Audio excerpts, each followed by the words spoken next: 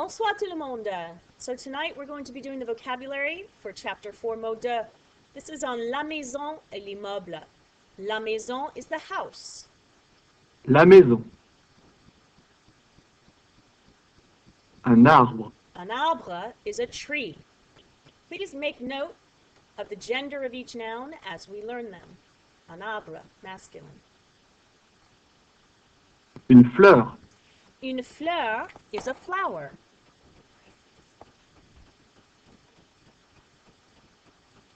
Une vieille maison. This word vieille is an irregular adjective. We're going to be learning some of those in this chapter. It means old, and it goes before the noun, not after it. This means an old house. Un garage. And that means exactly what it looks like. A garage. Inside the garage, Une voiture. we have a car. Une terrasse. Now this word is a bit of a tricky one because it looks like a cognate, but it's actually a faux ami. Une terrasse is not a terrace, it's a patio. So you're going to write patio. Un jardin. Now the word jardin in French means garden, but it's also referred to as the whole yard. So you're going to write on your paper garden/yard.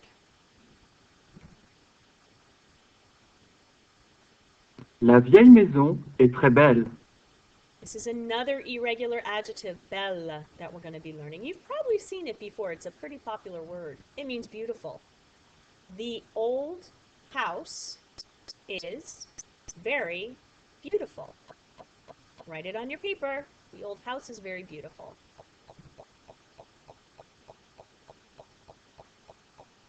Il y a un jardin autour de la maison. You remember il y a means there is or there are. So there is a yard. Autour de is a location expression and it means around. So there is a yard around the house. There is a yard around the house. De la terrasse, on a une vue du jardin. From the patio, one has, that's our new verb avoir we're going to be learning, une vue du jardin, a view of the garden or yard. From the patio, one has a view of the yard.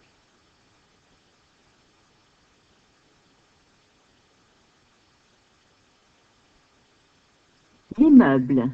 This is the word for apartment building, so you're going to write that down right next to this word, apartment building. L'immeuble. Un quartier. You might remember this word from our culture reading in the last chapter. A quartier is a neighborhood. Un immeuble. And we can see here that immeuble is masculine, and here it is. This is the whole apartment building. Now in here you see this picture? They kind of did a cutout for us to show us an apartment inside the apartment building. Un appartement. All right, it is a cognate, but please note the difference in spelling. It's not spelled the same in English. Un appartement. Just like our new song, right? Mon appartement. Okay. Now, when we're talking about floors of a building, it's a little different in France than it is here in the US. When we enter a building, we think we're on the first floor, or we say we're on the first floor. In France, the first floor is actually once you've gone up to the first level here. They have another name for the entrance level. It's called the rez-de-chaussée. So, if we start up here, we have the third floor.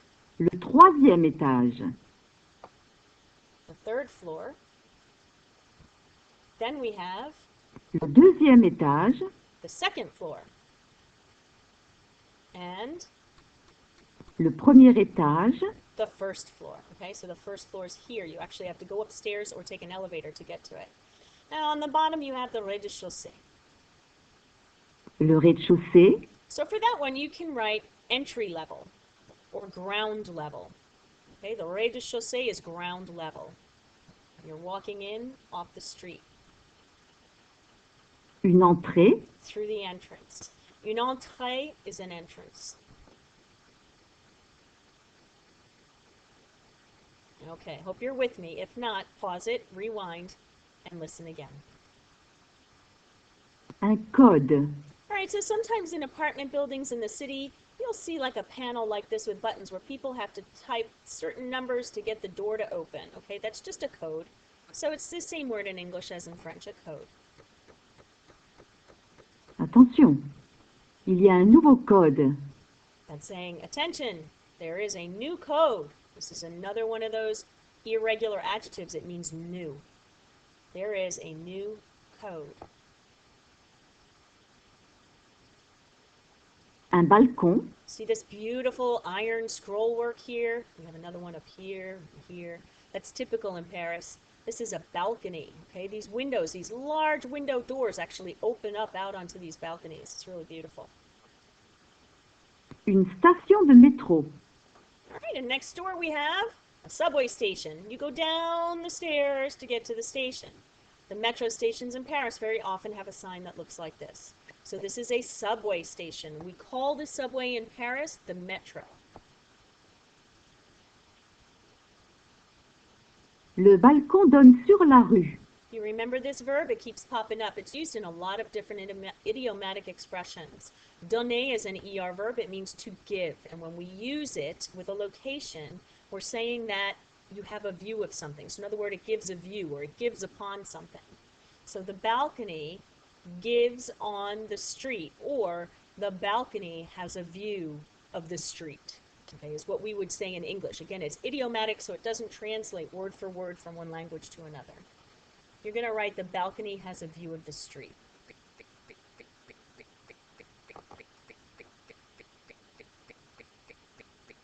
Les brillants ont un très joli appartement. All right, and here's that verb again for the new verb avoir. It's plural, even though I don't have an S on brillant. This tells me that it's plural. The brillants have a very pretty apartment. The brillants have a very pretty apartment.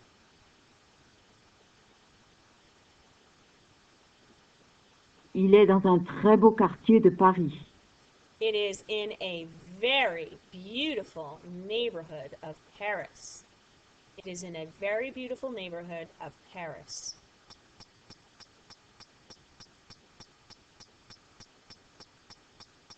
Leur immeuble est tout près d'une station de métro. This is something new we're going to be learning in this chapter as well, possessive adjectives. How to show possession. This one means there. There as in possession, not location. So it's T-H-E-I-R. Okay, T-H-E-I-R.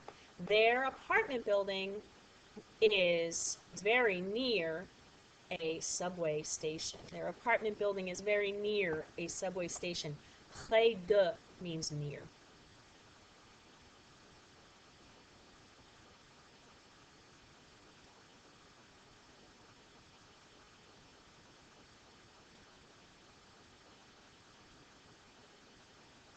L'immeuble n'est pas loin d'une station de métro. All right, I have another location thing here. So we've gotten 3 so far in this vocabulary. Autour de, around, près de, near, and now we have loin de, which means far from. The apartment building is not far from a subway station. This apartment building is not far from the subway station.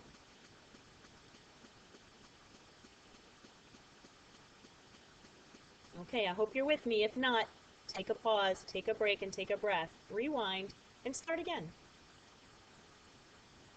Une voisine. All right, this is the word for neighbor. This is the feminine form. Une voisine, a neighbor. That's a woman. The masculine form Un voisin. is un voisin. As you can see, we lose the E in both the article and the noun. Une voisine, feminine, un voisin, masculine. They both mean neighbor.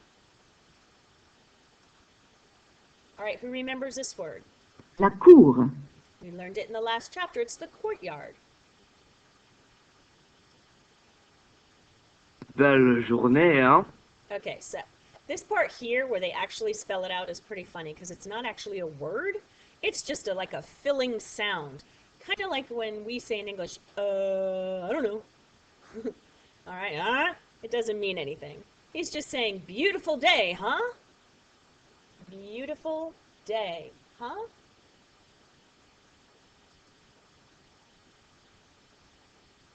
Les voisins sont dans la cour. The neighbors are in the courtyard.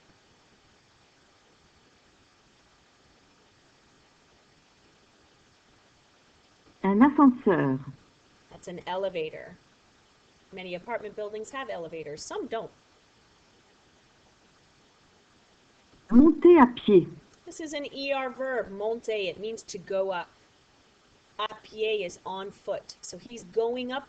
To go up on foot is what you're going to write. To go up on foot. He's taking the stairs.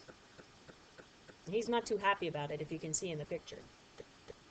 Un escalier. An escalier is a staircase.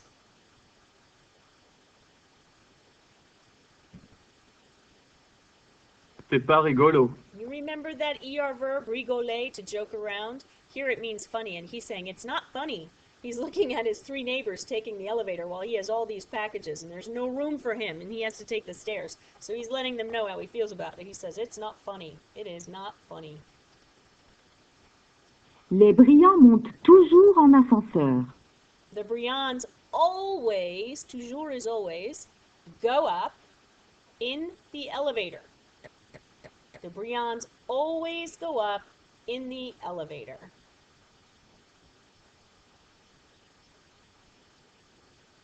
Ils montent au 3e étage. They go up to the 3rd floor. They go up to the 3rd floor.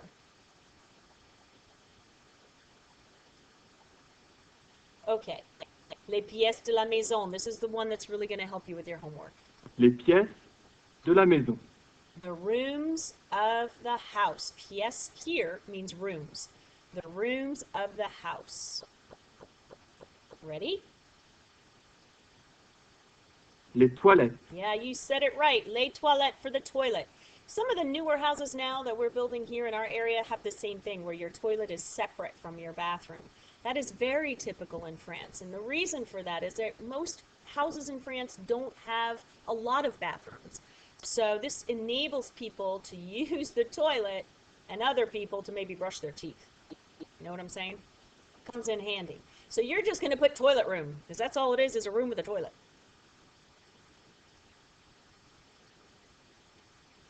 La cuisine. This is the kitchen. La cuisine is the kitchen. La salle de bain. All right, this is the bathroom. And we're going to see this word salle over and over again. Remember, we said that it means room, like salle de classe, the classroom. This one is the bathroom. Bain is bath.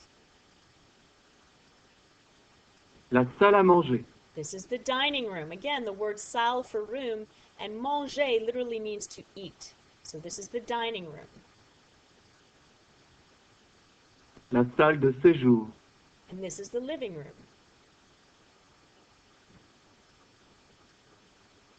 La chambre à coucher. This is the bedroom. Literally means the sleeping chamber. Okay, good job, guys. That was a long list, so if you need to, be sure to go back and re-listen to it, okay? And don't forget to do workbook, page 31. It will be checked tomorrow. I'll see you then. À demain!